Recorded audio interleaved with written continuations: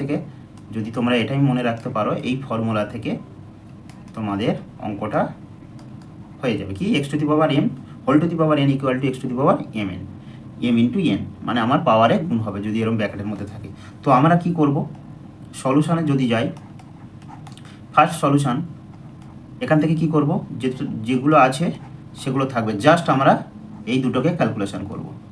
-1 এই ব্র্যাকেট যেমন আছে থাকলো, এবার এটাকে ক্যালকুলেশন করলে মাইনাসে মাইনাসে আমার সবসময়ের জন্য +1 হয়ে গেল। ঠিক আছে, তাহলে এবার দেখো এটা যদি এবার গুণ করি, 2 টু দি পাওয়ার -1, -1 আর +1 গুণ করলে হয় -1।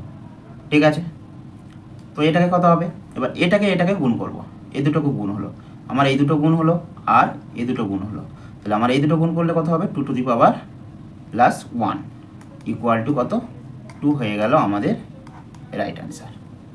ঠিক আছে, তো একটা হোমওয়ার্ক দেওয়া যেতেই পারে, একটা হোমওয়ার্ক নিয়ে নাও, 3 to the power -1 whole to the power 2 তার -2। ঠিক আছে, এটা কত হবে আমাকে অবশ্যই কমেন্টসে জানাও। ঠিক আছে, এটাই তোমাদের হোমওয়ার্ক। চলো টাটা।